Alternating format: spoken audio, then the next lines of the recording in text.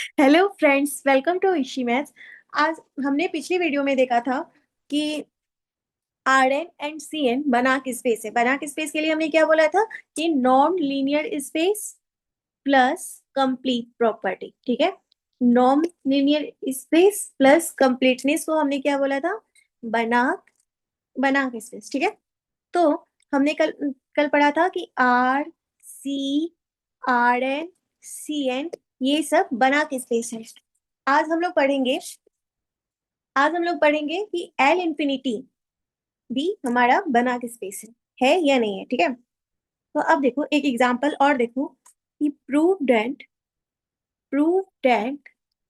Linear space L infinity में कैसे sequence है, एल इंफिनिटी में सारे बाउंडेड सीक्वेंस है। ठीक है, तो L infinity of bounded sequence is Banach space under the norm defined by norm of x equal to supremum xi where x equal to xi और xi कहाँ से कहाँ तक रन कर रहा है, I1 से लेकर इंफिनिटी से रन कर रहा है और xi R या C से बिलोंग कर रहा है फॉर ऑल आई। ठीक है, तो हमें क्या प्रूव करना है कि जो लीनियर स्पेस है एल इंफिनिटी, ये क्या है, बाउंडेड सीक्वेंस है और ये बनाक स्पेस है इस नॉर्म के अंदर। क्या कि norm of x equal to supremum of xi i और x is equal to xi आई है जिसमें I1 से लेकर इंफिनिटी तक रन कर रहा है और जाई आई बिलोंग कर रहा है किसे, R या C से। ठीक है, तो अब हम लोग इसको प्रूव करते हैं कि ये बनाक स्पेस है। तो सबसे पहले हम क्या प्रूव करेंगे कि ये एक नॉन लीनियर स्पेस है। तो first of all we will prove that L infinity is non linear space. ये एल इंफिनिटी क्या है, नॉन लीनियर स्पेस है। तो हमें सबसे पहले क्या प्रूव करना होगा कि norm of x is greater equal to zero zero. तो यहाँ से हमें क्या प्रूव करना होगा कि supremum i xi i is greater equal to zero.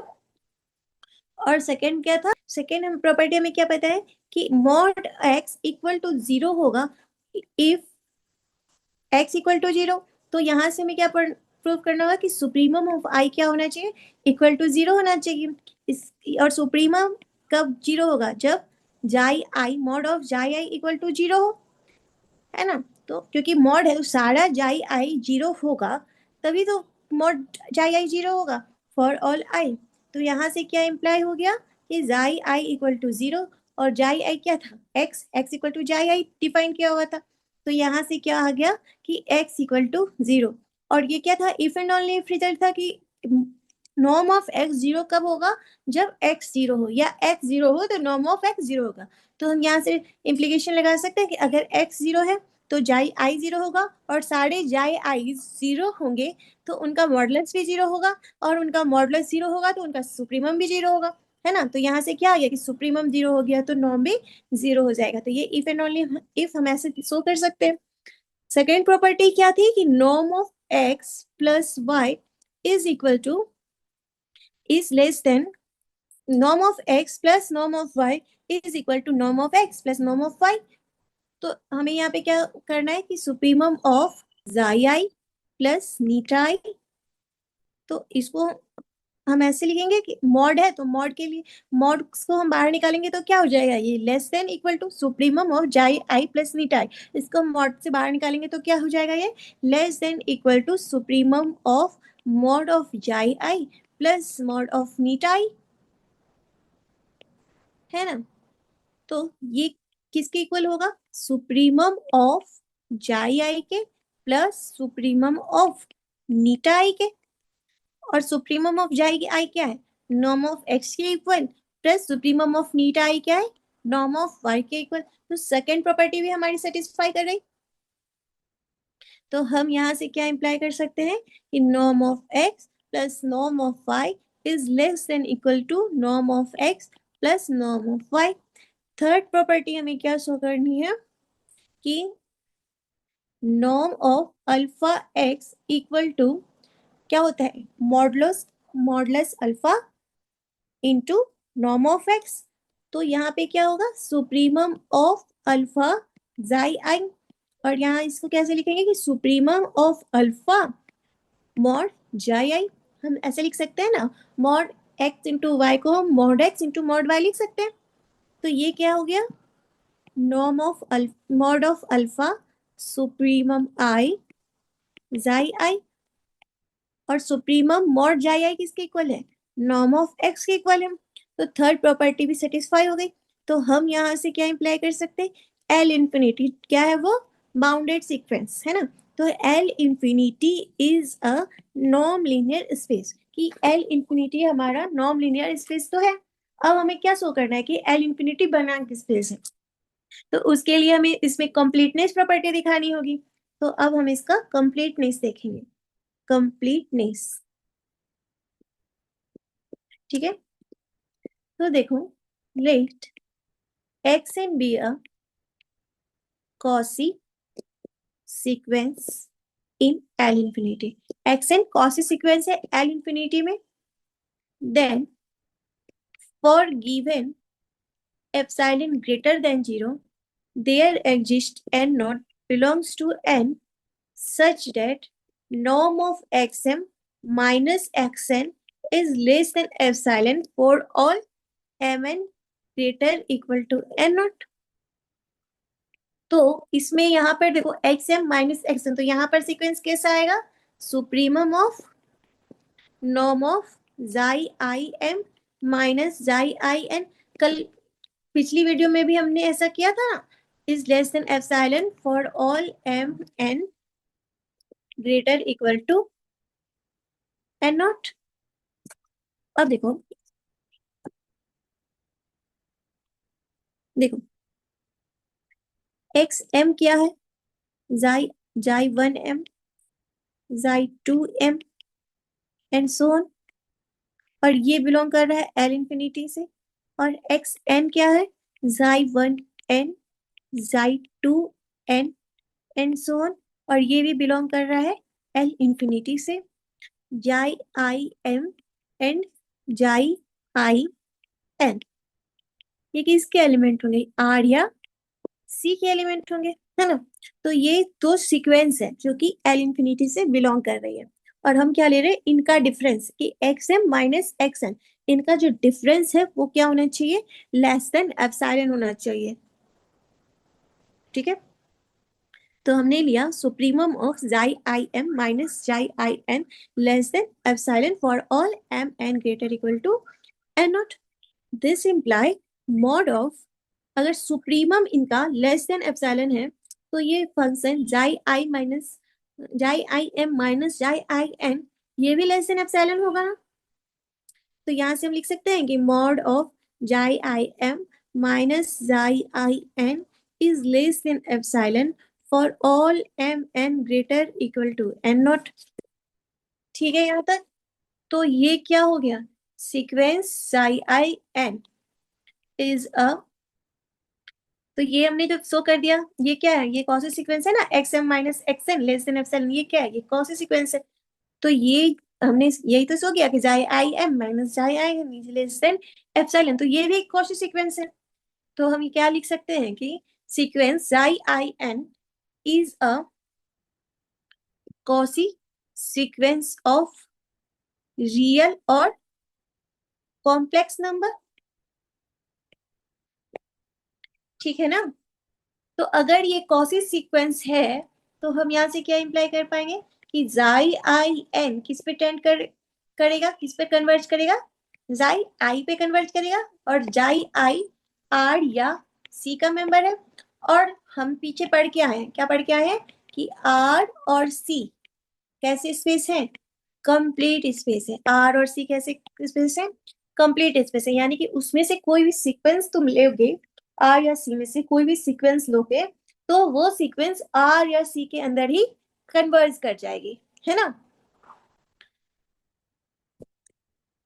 तो एक्स क्या है मेरा, xi one, xi two, and so on, x n minus x, इसको हम क्या लिखेंगे, सुप्रीमम जाई i n minus xi i, और ये किस पर कन्वर्ज करेगी, जीरो पे, as n tends to infinity, क्योंकि अभी हमने दिखाया कि जाई आई एन क्या है, कॉसी सीक्वेंस है, रियल या कॉम्प्लेक्स में, तो कन्वर्स करेगी साई आई पे, तो हम यहाँ से लिख सकते हैं कि एक्स एन माइनस एक्स, यानी कि x I n minus xi i n minus xi I converges to zero, है ना, as n tends to infinity, this imply x n tends to x as n tends to infinity, so हम क्या बोल रहे हैं कि finally we will prove that x belongs to L infinity.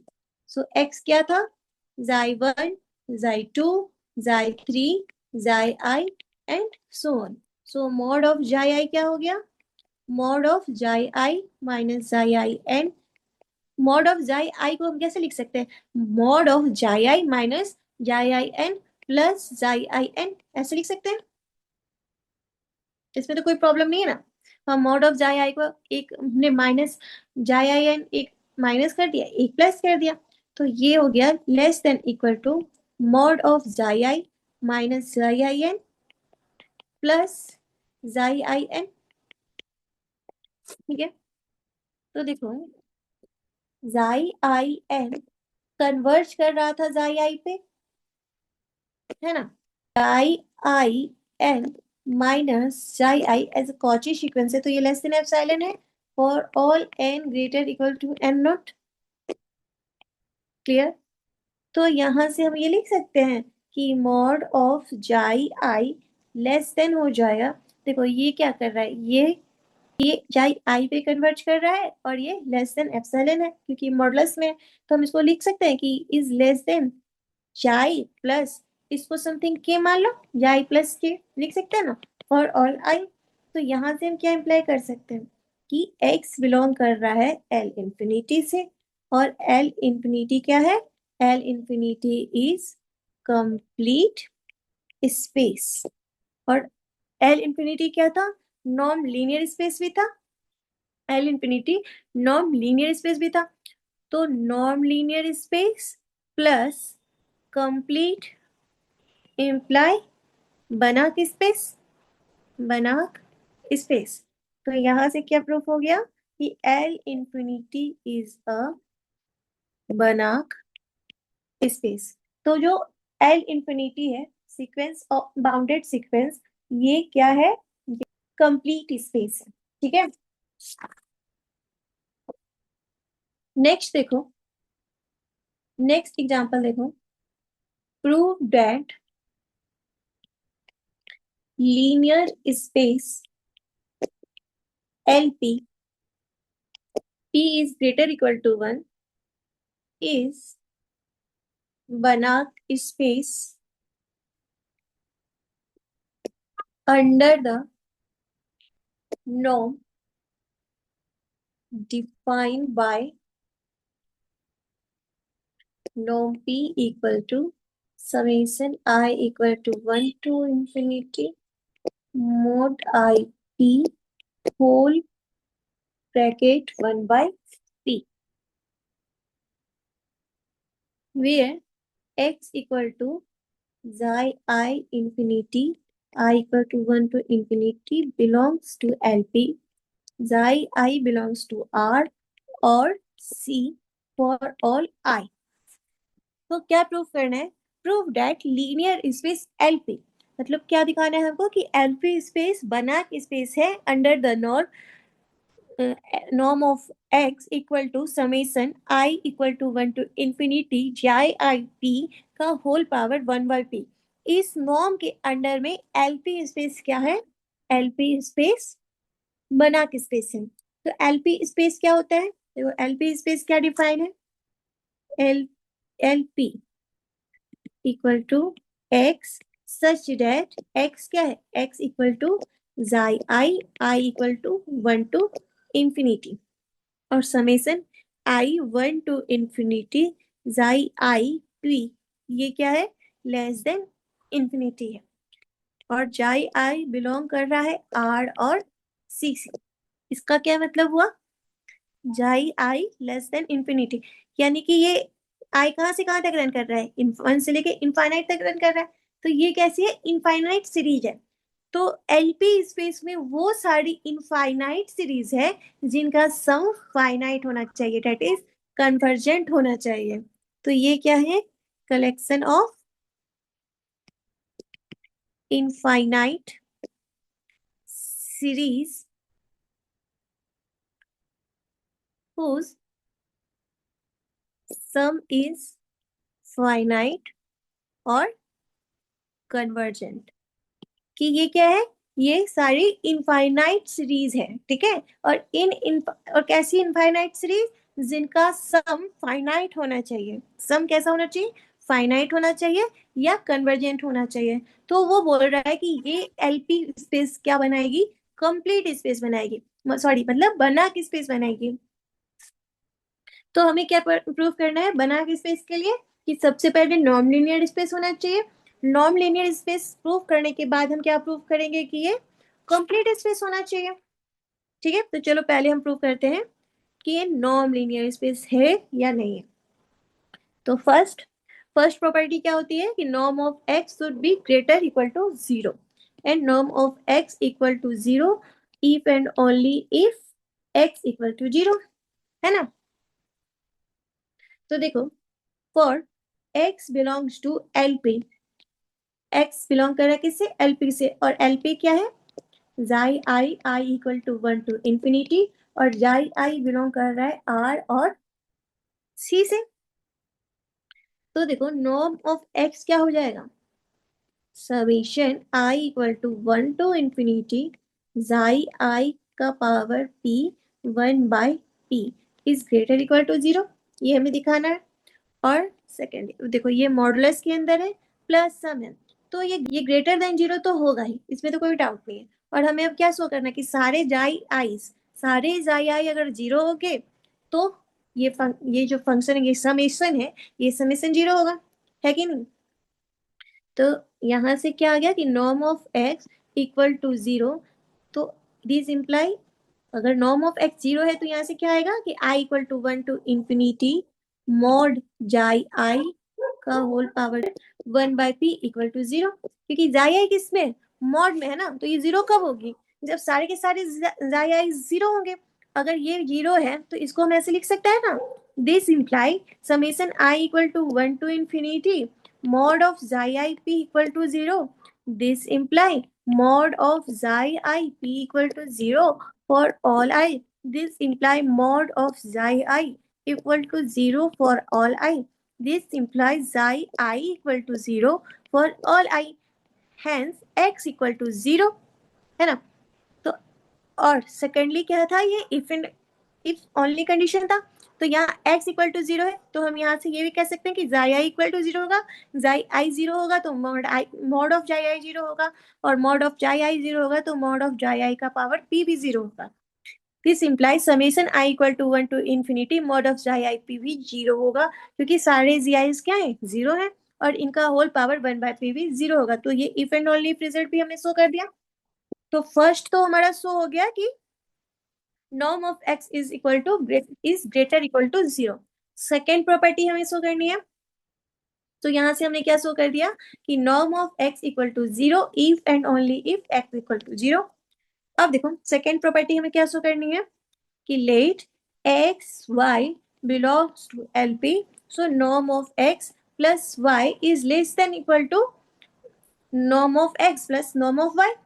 तो इसके लिए हम क्या शो करेंगे कि summation i equal to one to infinity xi i plus eta i p whole power one by p.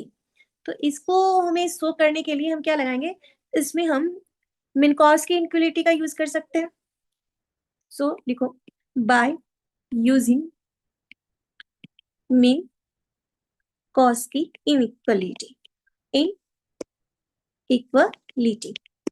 तो मिन कॉस की इक्वलिटी से क्या हो जाएगा यहाँ पे कि this is less than equal to, मतलब ये जो फंक्शन है, ये फंक्शन, ठीक है, इसके लिए हम लगा रहे हैं लेस देन इक्वल टू, तो this is less than equal to, ये क्या हो जाएगा summation i equal to one to infinity mod xi i का power p whole power 1/p plus summation i equal to 1 to infinity eta i का power p whole power 1/p।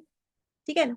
तो ये किसके equal होगा, ये किसके इक्वल है, ये है नॉर्म ऑफ x के इक्वल और ये प्लस नॉर्म ऑफ y के इक्वल। तो ये क्या हो गया, ये किससे लेस देन इक्वल हो गया। तो देखो ये किसको, इसको हम क्या बोल सकते हैं, less than equal to norm of x plus norm of y। तो यहाँ से क्या इंप्लाई हो गया कि x plus y is less than equal to, देखो ये वाला इसके लिए हम लगाए थे ना फर्स्ट वाले के लिए कि ये लेस देन इक्वल टू है, तो इसका लेस देन इक्वल टू अब हम यहाँ पर लेकर आएंगे। तो ये क्या इक्वल हो गया कि norm of x plus norm of y is less than equal to norm of x plus norm of y। Third condition हमें क्या शो करनी थी कि norm of alpha x equal to mod of alpha into norm of x, यही होती है। तो इसके लिए क्या करोगी, summation 1 to infinity alpha xi i का power p whole power 1/p, this is equal to summation i equal to 1 to infinity alpha का पावर p जाई आई का power p whole power 1/p, ऐसे हम लिख सकते हैं। और ये क्या है, यहाँ देखो इसके मल्टीपल में p है और इसमें क्या है बाहर पूरे होल पावर क्या है 1/p, तो हम p और p को कैंसिल कर सकते हैं ना, क्योंकि ये अल्फा तो मेरा स्केलर है।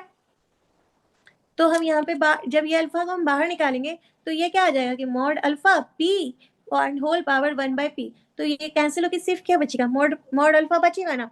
तो यहाँ तो कोई प्रॉब्लम नहीं है। तो यहाँ से हम क्या लिख सकते हैं, summation i equal to 1 to infinity xi i का पावर p 1/p। तो यहाँ आ गया हमारा mod alpha norm of x, hence linear space LP is a normed linear space। हमने अभी प्रूव किया नॉर्म लीनियर स्पेस है, LP space norm linear space है। तो अब हमें उसे क्या दिखाना है कि वो बना के स्पेस है, और बना के स्पेस दिखाने के लिए हम क्या शो करेंगे, कंप्लीटनेस प्रॉपर्टी, कंप्लीटनेस। तो देखो लेट एक्स एन, देखो सारे मेथड आर से हमने जैसा किया था ना, R C R N C N L infinity L P, सब में सेम ही चीज होती जा रही है। ठीक है, तो एक्स एन को हमको क्या लेना है, कॉसी सीक्वेंस लेना है एलपी में। Then for given epsilon greater than 0 there exists and not belongs to natural number such that xm minus xn is less than epsilon for all mn greater equal to n naught। तो अब हमको क्या लेना है, दो sequence लेना है। Sequence कैसा था, एक्स एम कैसे डिफाइन था, जाई 1m जाई 2m जाई im and so on belongs to LP। Similarly, XN कैसा है, Xi 1n, Xi 2n, Xi Zn and so on। और ये किससे बिलोंग कर रहा है, ये भी LP स्पेस से बिलोंग कर रहा है ना। और ये सारे Xi I's किससे बिलोंग कर रहे हैं, R और C स्पेस से बिलोंग कर रहे हैं।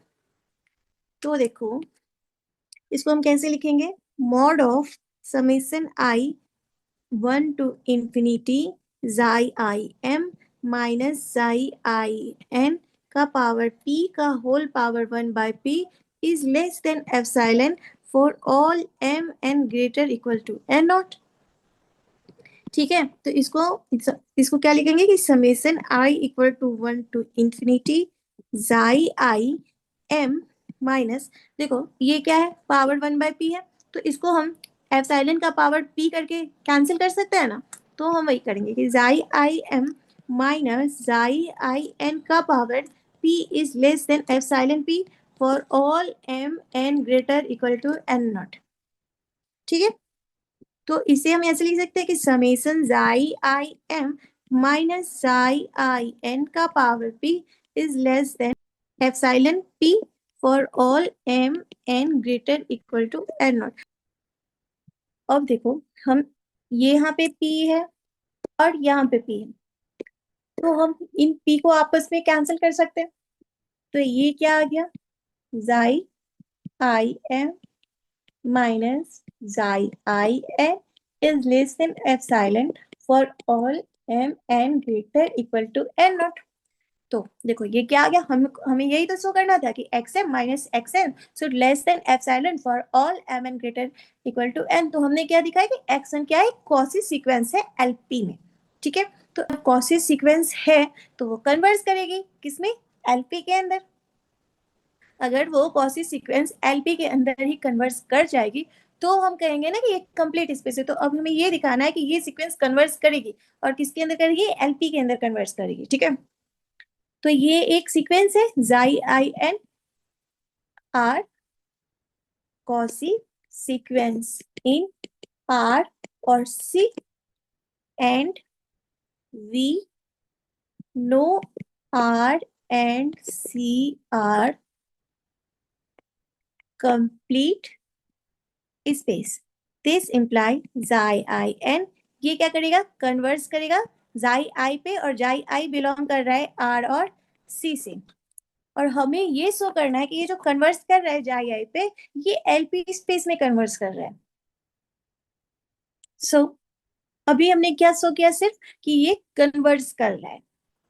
That is xi I n minus xi I is equal to 0, मतलब it tendings to 0 as n tends to infinity.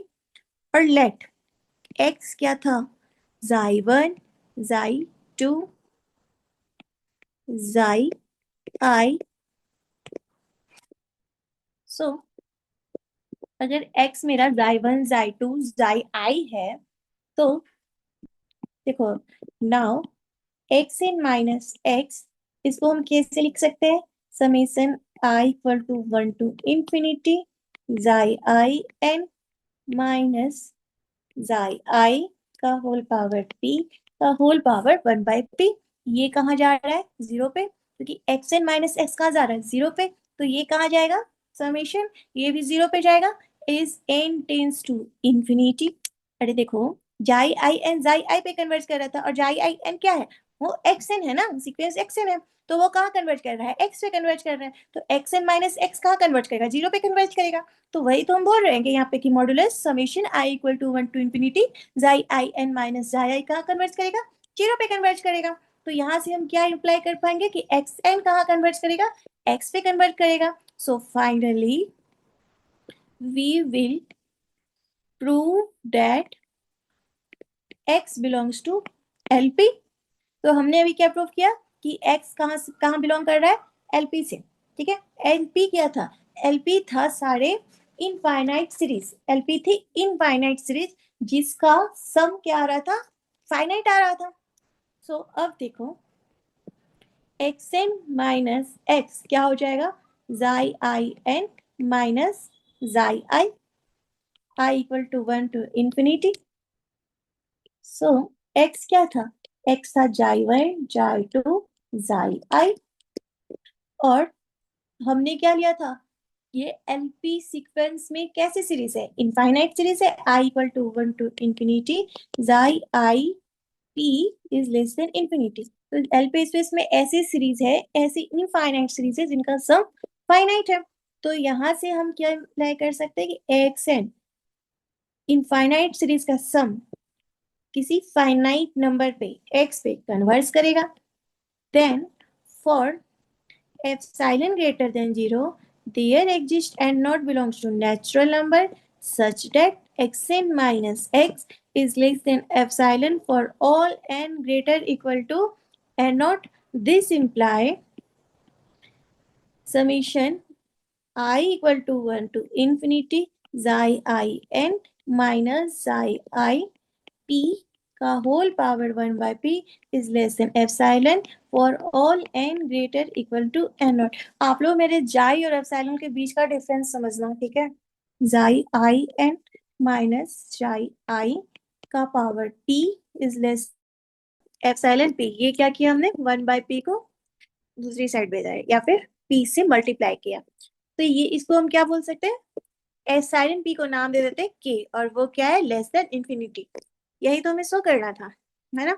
सो कि हमारे पास कैसा हो, इनफाइनाइट लेंथ का सीरीज, मतलब कि इनफाइनाइट सीरीज हो लेकिन उसका सम कैसा हो, फाइनाइट हो। तो ये इनफाइनाइट सीरीज थी और उसका सम कैसा है, फाइनाइट सीरीज है ना, ये हमें शो करना था। Hence x n minus x belong कर गया एलपी स्पेस से, और एलपी क्या है, नॉर्म लीनियर स्पेस है, लीनियर स्पेस है और नॉर्म लीनियर स्पेस है, हमने दिखाया था ना। तो एलपी स्पेस क्या हो गया, वेक्टर स्पेस, ठीक है। तो यहां से क्या बोलेंगे, x minus x n belongs to L P as x belongs to b। अगर x b से बिलोंग कर रहा है तो माइनस एक्स भी तो b से बिलोंग करेगा, मतलब कि -1 ले लो स्केलर, तो -1 भी तो v से बिलोंग करेगा, तो हम इसको लिख सकते हैं ना कि x minus x n belongs to L P. तो x को क्या लिखो, x equal to x minus x n plus x n, हम ऐसे लिख सकते हैं x को। तो देखो ये बिलोंग कर रहा है एलपी से, एक्स एन बिलोंग कर रहा है एलपी से, तो ये टोटल सीक्वेंस किस पे बिलोंग कर गई, एलपी स्पेस पे। तो ये टोटल बिलोंग कर गया एलपी से। देखो अगर एक्स वाई बिलोंग कर रहा है वी से, तो एक्स प्लस वाई भी तो बिलोंग करेगा वी से, है ना। तो हम यहाँ लिख सकते हैं ना कि x minus x n plus x n belong करेगा वी से। तो यहाँ से क्या इम्प्लाई हुआ कि x is subset of LP, so xn tends to x belongs to LP, so every Cauchy sequence of LP space converges to some point of LP space. This implies LP space is complete space। ये हमें proof करना था कि LP space complete space है, और सबसे पहले हमने क्या है प्रूव किया कि LP space non linear space है। तो हम क्या बोलेंगे, non linear space plus complete space is equal to Banach space, Banach space. तो हम यहाँ से क्या बोलेंगे कि एलपी इज अ बनाक स्पेस। तो हमें क्या शो करना होता है, तो हमें ये शो करना है कि हम जो सीक्वेंस ले रहे हैं वो सीक्वेंस उसी स्पेस में उसी स्पेस के किसी पॉइंट पे कन्वर्ज कर जाए, है ना, कि सीक्वेंस जिस स्पेस से हमने लिया उसी स्पेस में वो कन्वर्ज कर गई तो वो कंप्लीट है। तो हम किसी भी तरह से ये शो कर पाए कि अगर जो भी सीक्वेंस हमने लिया है वो सीक्वेंस उसी स्पेस के अंदर किसी पॉइंट पे कन्वर्ज कर रही है, तो वो स्पेस कंप्लीट स्पेस हो जाएगी। तो non linear space plus complete space is बनाक स्पेस हम शो कर पाएंगे। तो हमने क्या देखा कि अभी तक देखो, अभी तक हमने क्या पढ़ा, अभी तक हमने पढ़ा बनाक स्पेस। तो बनाक स्पेस किसे कह रहे हैं, ए कंप्लीट नॉन लीनियर स्पेस, ठीक है। तो कौन कौन सा हुआ था अभी तक, आर सी आर एन, जिसे हम लोग यूक्लिडियन स्पेस भी बोल रहे थे, Euclidean space R C R N यानी कि यूक्लिडियन स्पेस। उसके बाद हमने पढ़ा सी एन, यूनिटरी स्पेस भी बोलते हैं इसको, यूनिटरी स्पेस, ठीक है। उसके बाद हमने क्या पढ़ा, एल इंफिनिटी। एल इंफिनिटी कैसा था, set of bounded sequence of real और complex number. L infinity sequence, set of bounded sequence था रियल एंड कॉम्प्लेक्स नंबर का, कॉम्प्लेक्स नंबर। और एलपी स्पेस क्या था, एलपी स्पेस में सीक्वेंस का बाउंडेड होना जरूरी नहीं था, बस उसका जो सम था वो फाइनाइट आना चाहिए था। तो यहाँ पे क्या था, set of sequence, LP space में क्या था, set of sequence need not be bounded. LP space में क्या था कि x equal to xi i equal to 1 to infinity belongs to LP, और summation i equal to 1 to infinity xi p should be finite. यानी कि ये जो set of sequence था, इनफाइनाइट सीक्वेंस, इनका सम कैसा आना चाहिए था? फाइनाइट आना चाहिए था। तो ये सारे space R C R N C N यानी Euclidean space, unitary space, L infinity space, L L P space, इतना अभी हमने पढ़ा, ये सब कैसे है? बनाक स्पेस है।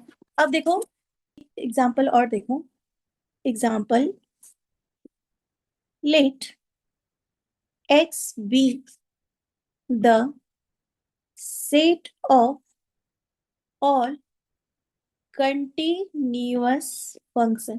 अब हम क्या ले रहे हैं? सेट ऑफ, अभी तक हमने क्या लिया था? सीक्वेंस लिया था। अब हम ले रहे हैं set of all continuous function. और फंक्शन कैसा है?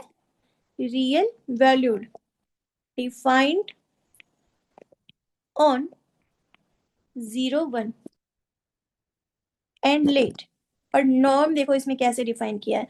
और ये वाला फंक्शन हम लोग इस वाले नॉर्म पे ले रहे हैं कि norm of x equal to 0 1 x t t t and x belongs टू कैपिटल X। ठीक है,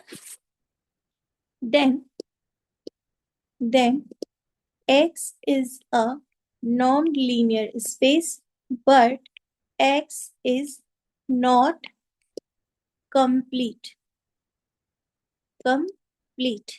that is x is not बनाम स्पेस।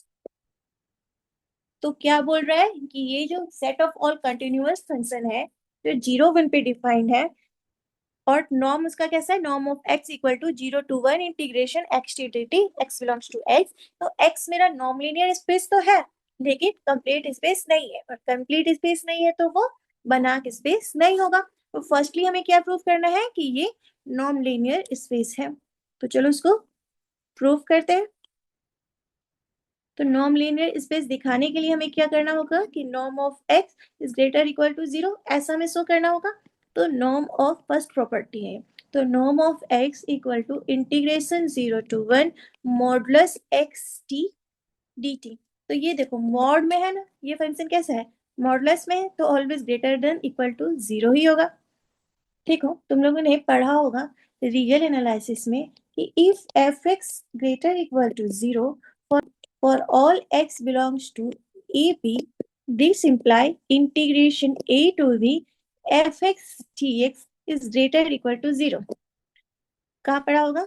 रीमान इंटीग्रेशन जब हम लोग पढ़ते हैं वहां पर ये पढ़ते हैं कि अगर फंक्शन ग्रेटर इक्वल टू 0 है तो उनका इंटीग्रेशन भी उस इंटरवल में ग्रेटर इक्वल टू 0 होगा। ऐसा हम लोग रीमान इंटीग्रेबल में पढ़ते हैं, इंटीग्रेशन में पढ़ते हैं। तो देखो यहाँ पर क्या है? एक्स टी मॉड के अंदर है तो पॉजिटिव फंक्शन है, तो क्या हो जाएगा? 0 1 के बीच में इसकी वैल्यू कैसी आएगी? ग्रेटर इक्वल टू 0 ही आएगी। तो norm of x equal to 0 कब होगा? Norm of x equal to 0 कब होगा? जब 0 1 mod of x t t t equal to 0 हो। This imply mod of x t equal to 0 हो for all t belongs to 0 1। These imply xt equal to 0 for all t belongs to 0 1। और यहाँ से क्या आ गया? x equal to 0। If and only if होता है तो हम यहाँ से ये भी शो कर सकते हैं कि अगर x 0 है तो xt 0 होगा, तो xt का मॉड भी 0 हो जाएगा और इंटीग्रेशन भी 0 हो जाएगा। तो यहाँ से क्या हो गया कि norm of x equal to 0 if and only if x equal to 0। सही है ना? जैसा देखो ये पढ़ा होगा ना, integration of a b f x d x equal to 0 if a is not equal to b, this imply fx equal to 0 for all x belongs to ab। ये अगर a not equal to b है तो और integration a to b fx dx 0 आ रहा है तो यहाँ से क्या इंप्लाई हो जाएगा कि fx मेरा 0 है। तो यही तो शो करना था, कर दिया। तो यहाँ से क्या आया कि norm of x equal to 0 if and only if x equal to 0। अब देखो हमें सेकेंड प्रॉपर्टी क्या शो करनी है कि norm of x plus norm of y is less than equal to norm of x plus norm of y, है ना? तो यहाँ से क्या करोगे? 0 1 mod x plus y t mod x plus y t का मॉड डी टी, है ना। तो इसको हम ऐसे लिख सकते हैं, इंटीग्रेशन 0 से 1 x t plus y t d t. ठीक है, तो हमको रियल से पता है, रियल एनालिसिस से, कि mod x plus y less than equal to mod x plus mod y होता है। तो इसको हम क्या लिखेंगे, less than equal to integration 0 to 1, हम इनको और इनको सेपरेट कर सकते हैं ना, mod of x t plus mod of y t d t. इस इंटीग्रेशन के अंदर हम इसको सेपरेट कर सकते हैं। तो अब हम क्या करेंगे, इंटीग्रेट, और हम इंटीग्रेशन को भी सेपरेट कर सकते हैं। तो हम यहाँ लिख सकते हैं 0 1 x t t t plus 0 1 y t mod d t. और ये क्या है, ये है नॉर्म ऑफ एक्स, और ये क्या है, नॉर्म ऑफ वाई। तो this imply norm of x plus y is less than equal to norm of x plus norm of y for all x y belongs to x। Third property हमें show करनी है कि alpha x equal to mod of alpha into norm of x, ये है ना third property. तो देखो ये क्या हो जाएगा, integration 0 to 1 mod of alpha x into T mod d t. तो इसको ऐसे लिखो, 0 to 1 अल्फा एक्स टी एक साथ कर दें और डी टी, कोई प्रॉब्लम नहीं। अब देखो इंटीग्रेशन के अंदर से हम अल्फा बाहर निकाल सकते हैं ना, क्योंकि अल्फा तो स्केलर है, स्केलर को हम बाहर निकाल सकते हैं। तो ये क्या हो जाएगा, mod of alpha mod of x t d t, और ये अल्फा स्केलर है तो इसको बाहर कर दो, मॉड ऑफ अल्फा 0 से 1 एक्स टी डी टी। और ये किसके इक्वल हो गया, mod of alpha norm of x के इक्वल हो गया। तो हमारी जो थर्ड प्रॉपर्टी थी वो भी सेटिस्फाई हो गई। तो हम यहाँ से क्या बोले, so norm of alpha x equal to mod alpha norm of x for all x belongs to x, alpha is scalar. So हमने प्रूव कर दिया कि x मेरा नॉन लीनियर स्पेस है with respect to norm defined, कि जो norm defined किया गया है हमें उसमें वो नॉन लीनियर स्पेस है। अब हमें कंप्लीटनेस चेक करनी है, completeness.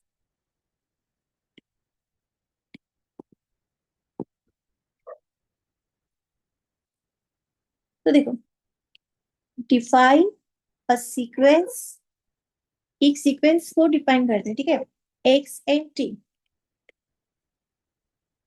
0 is less than t is less than 1/2 n t minus n by two, कब, जब 1/2 से less than t less than 1/2 plus 1/n, और 1 हो जाएगा कब, 1/2 प्लस 1/n से लेस देन इक्वल टू 1 तक, कि जब 0 से 1/2 के बीच में t रहेगा तो xn की वैल्यू 0 रहेगी।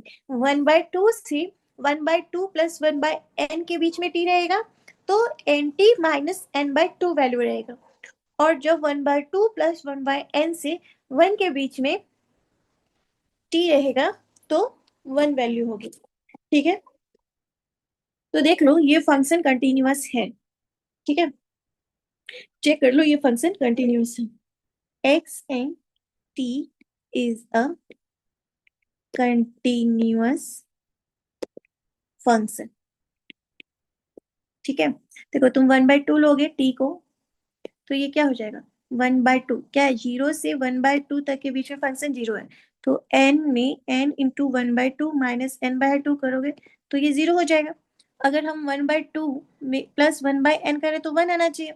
अब देखो n इंटू 1/2 प्लस 1/n करें, ठीक है, n into 1/2 plus 1/n minus n/2 करें तो देखो ये क्या है, तो ये हो जाएगा n/2 प्लस 1 माइनस n/2, तो ये कैंसिल हो गया, तो ये क्या आ गया, ये इक्वल टू 1 आ गया ना। तो ये फंक्शन कंटिन्यूअस है, सारे एंड पॉइंट पे हमने चेक कर लिया, 1/2 रखा तो ये 1/2 रखा यहाँ पे तो ये 0 हो गया, और जब इसमें हमने 1/2 प्लस 1/n रखा तो ये 1 हो गया, तो फंक्शन हमारा कंटिन्यूअस है, हमने चेक कर लिया। तो देखो, अब देखो, this imply x n belongs to x, क्योंकि एक्स कैसा था, कॉन्टिन्यूअस फंक्शन का सेट था जो 0 1 से बिलोंग कर रहा था, और ये देखो 0 1 से बिलोंग कर रहा है, तो इसमें आने वाले सारे कंटिन्यूअस फंक्शन का सेट था। तो ये वाला फंक्शन अगर वो स्पेस कंटिन्यूअस फंक्शन का स्पेस कंप्लीट है, तो ये एक्स एंड टी भी उसमें आएगा ना, उसमें आएगा। तो ये कंटिन्यूअस का हमने एक सीक्वेंस ले लिया, अब हमें ये दिखाना है कि ये उस स्पेस में जा रहा है या नहीं जा रहा है। तो देखो, अगर हम इसका ग्राफ बनाएं, इस फंक्शन का हम ग्राफ बनाएं, तो ये कैसा बनेगा, ठीक है, कुछ ऐसा सा होगा। यहाँ कहीं मान लो, यहाँ देख लो 1/2 है और यहाँ 1 है, ठीक। तो वो क्या बोल रहा है, 0 से 1/2 के बीच में फंक्शन का वैल्यू क्या है, 0। 0 से 1/2 के बीच में फंक्शन का वैल्यू क्या है, 0। तो 0 से 1 के बीच में फंक्शन का वैल्यू 0 है। फिर उसने क्या बोला, 1/2 से 1/2 प्लस 1/n तक फंक्शन की वैल्यू क्या है, एन टी माइनस n/2। तो 1/2 से, मान लो यहाँ पे कहीं 1/2 प्लस 1/n है, ठीक है, और यहाँ पे कहीं मान लो 1 होगा, ठीक है। तो 1/2 से 1/n तक, 1/2 से 1/2 प्लस 1/n तक फंक्शन का value N t minus n/2 है, और उसके बाद 1/2 प्लस 1/n से 1 तक फंक्शन का वैल्यू क्या है, कांस्टेंट 1 आ रहा है ना। तो उसके बाद फंक्शन क्या हो जा रहा है, 1 हो जा रहा है। तो ये देखो 1 की हाइट है, यहाँ पर 1 था हमारा, राइट। तो ये फंक्शन क्या है, कॉन्टिन्यूअस फंक्शन है, अभी तक तो कोई प्रॉब्लम नहीं। ये 1/2 n है, ये 1/2 है, और ये 1 है, ठीक है। अब देखो, now we will prove that xn is a Cauchy sequence for this, ठीक है। लेट करो कि m is greater than n है, ठीक है। तो अगर m greater than n है, तो 1/n लेस देन हो जाएगा 1/n से। This imply 1/2 plus 1/n less than हो जाएगा 1/2 प्लस 1/n से, है कि नहीं। तो ये जो हमने ग्राफ लिया, 1/2 प्लस 1/n एंड 1/2 के बीच में कहीं ये 1/2 प्लस 1/n लाई करेगा, तो यहाँ पर कहीं होगा 1/2 प्लस 1/m, है ना। तो हमें क्या शो करना है कि एक्स एन एक कॉसी सीक्वेंस है, ठीक है। तो देखो, कॉसी सीक्वेंस के लिए क्या होना चाहिए, x m minus x n. अब लो, इंटीग्रेशन 0 से 1 x m minus x n t mod d t. तो देखो ये क्या है, इंटीग्रेशन 0 से 1 mod x m t minus x m t d t, और ये क्या है, norm of x m minus x m. अब हम लोग इसको अगर नॉर्म नॉर्म क्या है इसका, इंटीग्रेशन 0 से 1, अगर हम इसको पार्ट बाय पार्ट इवेलुएट करें तो क्या आएगा, 0 से पहले 1/2 तक क्या आ जाएगा, x m t minus x m t d t, plus 1/2 से 1/2 प्लस 1/m का पार्टीशन किया था हमने, वो क्या हो जाएगा, x m t minus x m t d t. यहाँ पे यही क्या था ना, पहले 0 से 1/2, फिर 1/2 से यहाँ कहीं 1/2 प्लस 1/m, फिर 1/2 प्लस 1/m से 1/2 प्लस 1/n, और फिर 1/2 प्लस 1/n से 1 तक, है ना। ऐसे हमने 4 पार्ट में इसको बनाया, इस फंक्शन को। तो यहाँ पर क्या हो जाएगा, प्लस 1/2 प्लस 1/m वाला लिया हमने।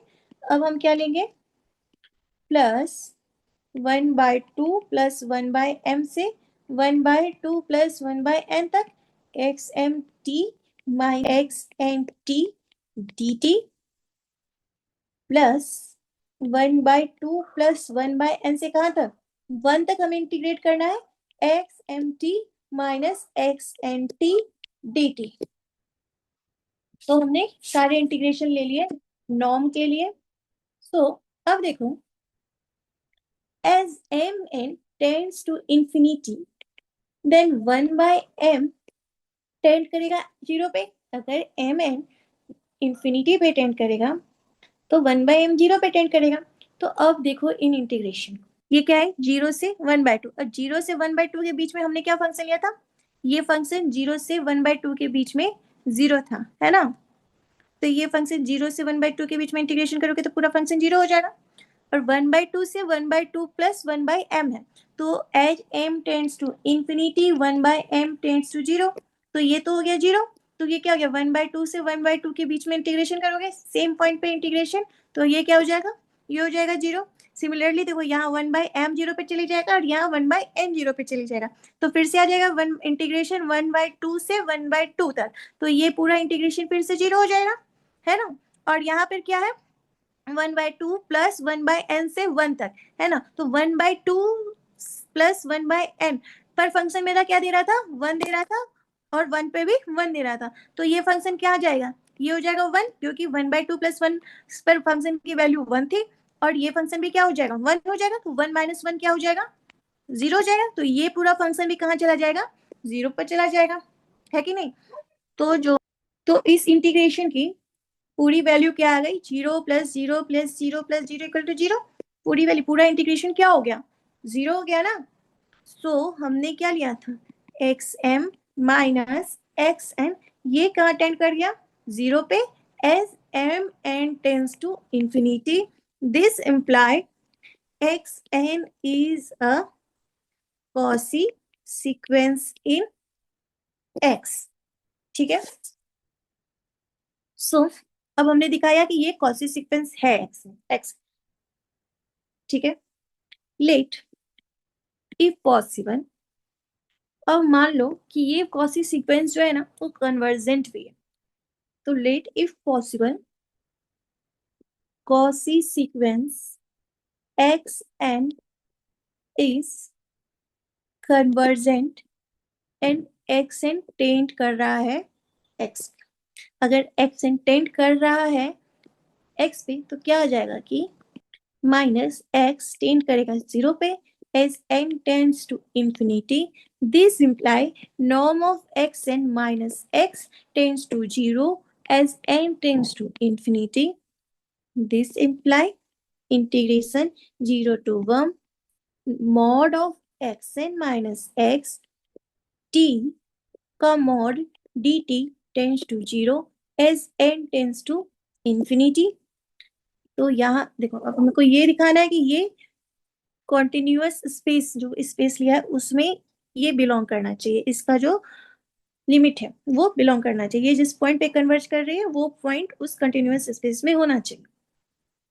सो ये क्या हो जाएगा 0 से 1 x n t minus x t d t tends to 0 as n tends to infinity. और 0 से 1 को देखो हमने कितने पार्ट में किया हुआ था 0 0 से 1/2 फिर हमने 1/2 प्लस 1/n लिया और फिर हमने 1 लिया। 0 से 1 को हमने इतने पार्ट में किया था।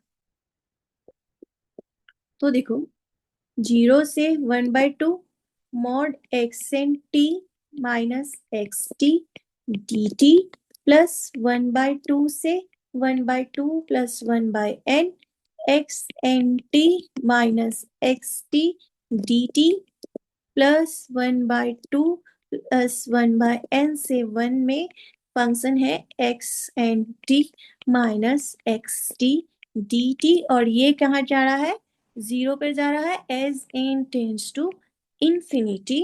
तो हम यहाँ से क्या बोलेंगे अब देखो अगर m n tends to infinity आएगा तो क्या बचेगा 0 1/2 x n t minus x t dt plus n tends to infinity में ये चला जाएगा जीरो पे, तो 1/2 तो ये होल कहाँ चला गया, होल इंटीग्रेशन जीरो पर चला गया। और ये क्या बचा यहाँ पे, 1/2 से 1 x n t minus x t d t.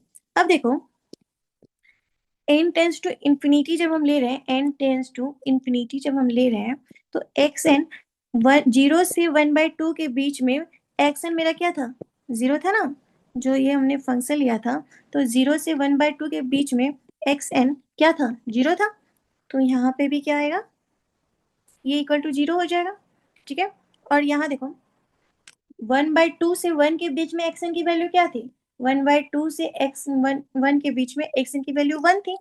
तो यहाँ से हम क्या लिखेंगे, 0 1/2, और ये माइनस एक्स टी किसके अंदर है, मॉड के अंदर है, तो हम डायरेक्ट लिख सकते हैं ना यहाँ पे कि x t d t plus 1/2 to 1, और एक्स एन टी की वैल्यू क्या है 1, तो यहाँ से क्या आएगा 1 minus x t mod d t. और देखो ये कहाँ जा रहा है, ये इंटीग्रेशन कहाँ जा रहा है, जीरो पे जा रहा है, तो ये भी कहाँ जाएगा, ये भी जीरो पे चले जाएगा। और देखो ये मॉड के अंदर है, तो ये क्या है ग्रेटर इक्वल टू जीरो, और 1 माइनस एक्स टी भी मॉड के अंदर है, तो ये क्या है ग्रेटर इक्वल टू जीरो। तो दोनों function greater equal to zero है, और कहाँ टेंड कर रहा है, जीरो पर टेंड कर रहा है। तो दो पॉजिटिव फंक्शन जीरो कब बन सकते हैं, जब दोनों के दोनों जीरो है कि नहीं। तो यहाँ से क्या इंप्लाई होगा कि 0 1/2 x t d t tends to zero and integration 1/2 to 1 minus xt dt tends to 0. This imply xt tends to 0. अगर इंटीग्रेशन 0 से 1/2 जीरो पे जा रहा है, तो हम लिख सकते हैं ना कि एक्स टी जीरो पे जा रहा है, एट टी कहाँ से बिलोंग कर रहा है, टी बिलोंग्स टू 0 to 1/2, और क्या है यहाँ पे 1 माइनस एक्स टी, और ये भी जीरो पे जा रहा है, और यहाँ 2 कहाँ से बिलोंग कर रहा है 1/2 से 1 पे। तो देखो x t equal to 0 when t belongs to 0 to 1/2, and x t equal to 1 when t belongs to 1/2 से 1। तो देखो 1/2 क्लोज इंटरवल 1/2 पर जीरो है, और 1/2 पर फंक्शन 1 भी है, तो फंक्शन कंटिन्यूअस तो नहीं हुआ, क्योंकि एक देखो 1/2 पर जीरो भी है और 1/2 पे, तो 1/2 पे तो फंक्शन मेरा कंटिन्यूअस नहीं रह गया ना। तो ये एक्स टी कैसा हो गया, x t equal to 0, 0 is less than t less than equal to 1/2, 1 then 1/2 less than equal to t less than equal to 1। तो ये कंटिन्यूअस फंक्शन तो नहीं है। तो यहाँ से क्या आया कि x t is not continuous at t equal to 1/2, है ना। तो यहाँ से क्या आ गया कि ये जो x है ये मेरे स्पेस x से बिलोंग नहीं कर रहा, ये x मेरे स्पेस x से बिलोंग नहीं कर रहा। तो जो कॉची सीक्वेंस हमें मिली थी वो अपने स्पेस से बाहर जाकर कहीं कन्वर्स कर गई, है ना। So Cauchy sequence x n converges to x, और ये एक्स का मेंबर ही नहीं है, जिस पॉइंट पर वो कन्वर्ज की वो पॉइंट उस स्पेस में था ही नहीं, तो ये कंप्लीट स्पेस तो नहीं बना। So x is not complete space, और हमारा नॉन लीनियर स्पेस हुआ था बट कंप्लीट स्पेस नहीं हुआ, तो फिर एक्स क्या है, एक्स इज नॉट अ बनाक स्पेस। तो ये मेरा बना स्पेस नहीं बना, ठीक है। तो हमें क्या प्रूव करना था कि x be the set of all continuous real valued function, जो हमने सेट लिया था कंटिन्यूअस रियल वैल्यूड फंक्शन का, वो नॉन लीनियर स्पेस है बट कंप्लीट स्पेस नहीं है, इसलिए वो बना स्पेस भी नहीं है जो नॉर्म हमें डिफाइन था। नॉर्म क्या था कि norm of x equal to integration 0 to 1 mod x t d t, ठीक है। आज के लिए बस इतना ही करते हैं, आपका बहुत बहुत धन्यवाद। अगर किसी को कोई डाउट होता है तो कमेंट सेक्शन में पूछ सकता है। Thank you.